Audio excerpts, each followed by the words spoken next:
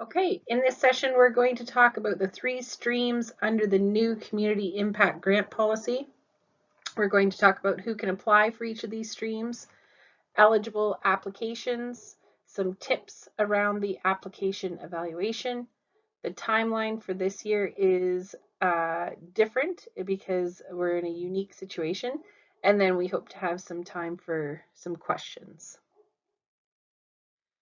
So since 2006, the township's granting process has been evolving, and most recently we had an annual specific grants, community impact grants, and then the OLG Arts, Culture, and Heritage grants.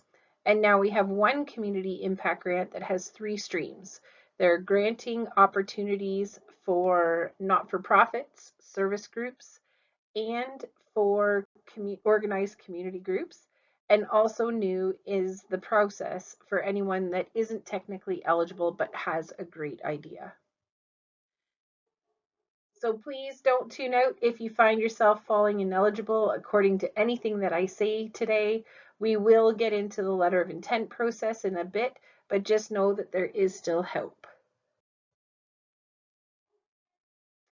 So we have three streams as previously mentioned. The capital stream, this is asks for up to $20,000 and it is for purchasing equipment, building a new space, doing some renos, retrofits, or repairs, or improving access for the people that you serve. Projects and programming stream is for asks up to $5,000 and it's for programs, services, special projects, or events that are not fundraising focused events like a parade or a performance, for example. And then we have our annual specific stream, and this is the stream for initiatives that you have typically done year after year, and they're tried, tested, and true programs or events. They're also not fundraising focused, and these asks can be up to $5,000 as well. Recipients in this stream get on the list, and each year they don't have to reapply. Instead, they submit a letter requesting the same funding, give us an update with the approval from council, and then staff send out the checks. It's an automatic occurrence. So now we're going to dive a bit deeper into capital grant and talk about who can apply. So capital funds are reserved for not-for-profits who have a board of directors and have been operating for at least 1 year. Individuals are unable to request for capital funding. The organization must be based in the Township of Centre Wellington with at least a majority of members being township residents. Memberships and programs must be open to all township citizens and services. Programs and activities must be of benefit primarily to township citizens or an urban off-reserve Indigenous-led organization located in the Township of Centre Wellington, which may also provide culturally based programming outside of the boundaries of the Township of Centre Wellington.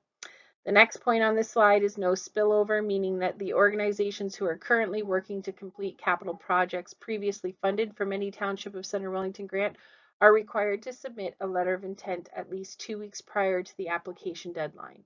If a letter of intent is not received, the organization will be deemed ineligible. Organizations could be deemed ineligible if sufficient progress with the initial outstanding capital project has not been met. So this is our effort to not have any funds tied up for several years that are taking a long time to complete. The organization needs to be serving clearly identified community needs not already adequately addressed by another organization, be it government, corporate, or other not-for-profit organization. The organization must be able to provide evidence that the community has shown a commitment to their programs through participation in the organization or attendance at functions sponsored by the organization. The organization must be able to demonstrate financial responsibility. The application does request operating budgets and complete financial statements. For organizations with gross revenues in excess of $50,000, you'll be requested to complete financial statements, including both a balance sheet and income statement, prepared by a licensed accountant operating independently of the applicant. For organizations with gross revenues of less than $50,000, we'd accept a current internally prepared balance sheet and income statement. Organizations will also be able to demonstrate support from some other source of funds other than government funds. Other sources of income could include substantial financial support from private donations, audiences through ticket sponsorships or membership sales, where the functions of the organization are such as to serve audiences. And lastly, organizations must be in good standing with the township. The organization must be current on accounts receivable and not in litigation with the township. A lot of that, what I just said, is also true for projects and programming, but it isn't just for not-for-profits. We're also accepting applications from service clubs and organized community groups. What was removed from this list is the idea of spillover, and that's because typically this is not an issue with projects or programming. You can apply for the annual specific stream if you've been applying for the same initiative for at least the last 5 years.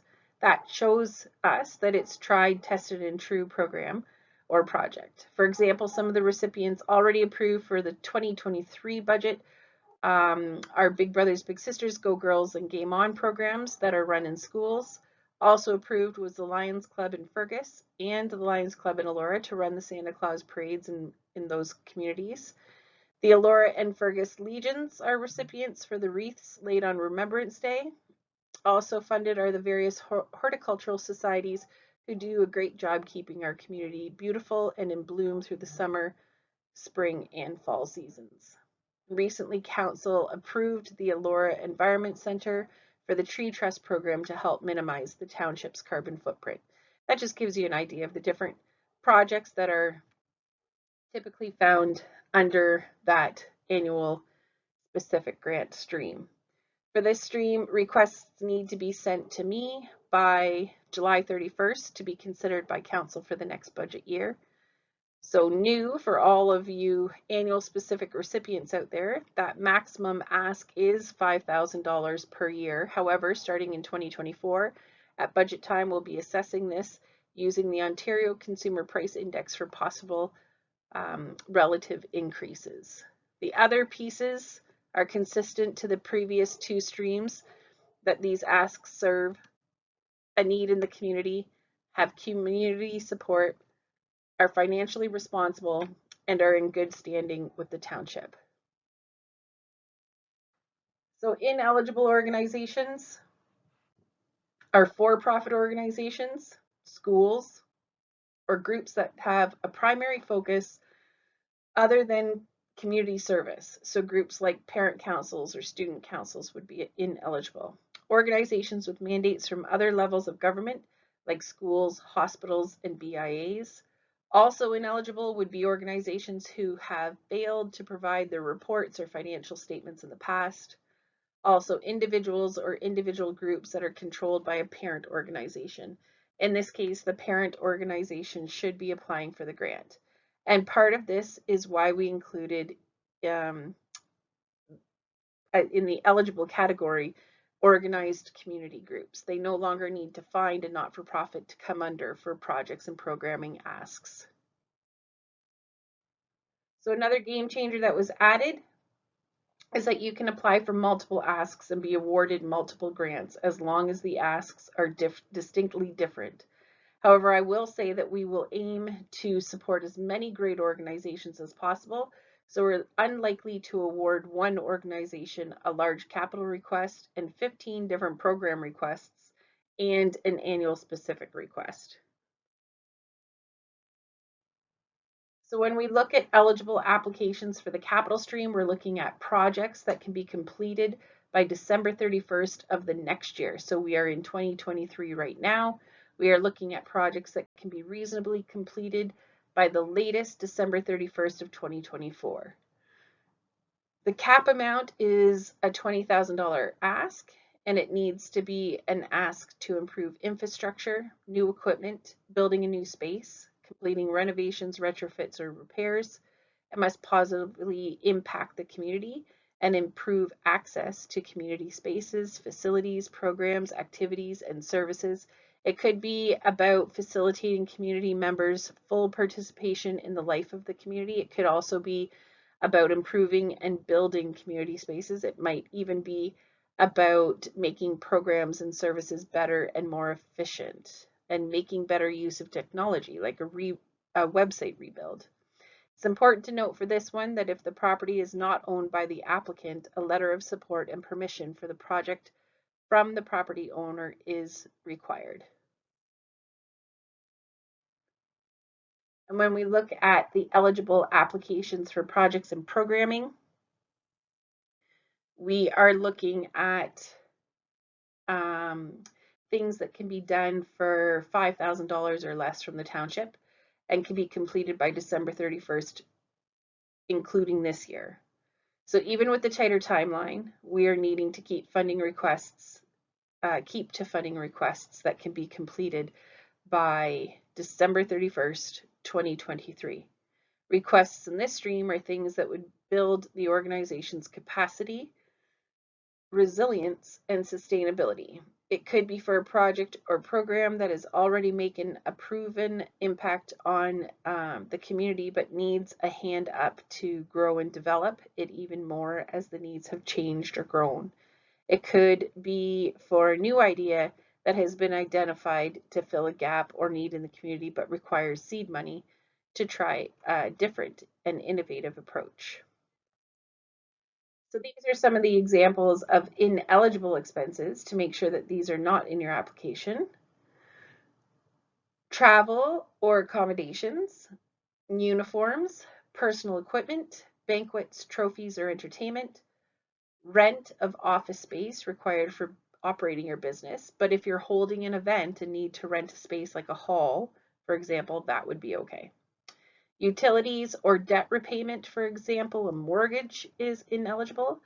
Attendance at a conference, workshops, or seminars, request for contributions to fund deficits incurred in the past, payroll-related costs, and grant funds cannot be used for events that are fundraising focused.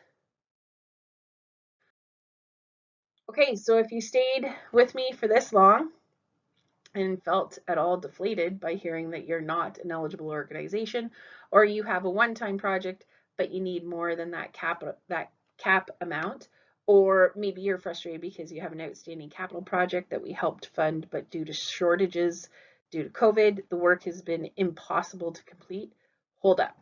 If you still have a great initiative that would be bringing great value and impact to our community, we have a letter of intent process to make it possible to still be heard. It is the letter of intent process. So if you've heard or read so far that your concept is ineligible, you can write a letter of intent to explain the organization details, the details about your initiative and which stream you want to be considered, the time frame that your project is expected to take place in, why you believe that you should be considered, and the benefit to the community. So if you have an outstanding capital project, you also need to include the amount that we initially awarded, a brief description of the capital project that the funding was intended for, the reason the project is still outstanding, the stage that the project is currently at, and the anticipated completion date. And these letters of intent can be emailed to me, and my information, in case you don't already have it, will be at the end of this presentation. These letters are reviewed by the committee, and then you'll hear back within 5 working days if you're not able to move on to the next round. So it's suggested that you review the application questions on the grants page of the township website prior to sitting down to fill it out, because once you start, you cannot save your progress, so you need to do it all in one shot. Your application will be scored in 4 sections: your organizational information, your initiative, the impact and equity, and the financials. And when it comes to scoring, points go to all the things that we've already covered as eligible, but extra points will also go to initiatives that bring a cultural element to the community. This is to honor the reason the council first brought these grants to the community. You will also get extra points for demonstrating the need for your initiative and demonstrating your capacity to complete the initiative in the allotted time frame. Okay, so being an election year, our timeline is much tighter. This policy was just given the go-ahead by council at the January council meeting. So here are some key dates to remember. So we are doing the information session on February 13th. The letters of intent are due to my email by March 6th. The sooner the better, though. Applications are due on March 20th. Then we compile all of the applications to be reviewed by the multi-departmental staff working group to review and score. And then we get that working group together many times over the following several weeks to compare the scores and come up with the recommendations for council. And then they'll be brought to council for recommendation at the May 29th council meeting. And then if you were not able to watch it streamed live, we'll be in touch with you the following days to let you know what's happening.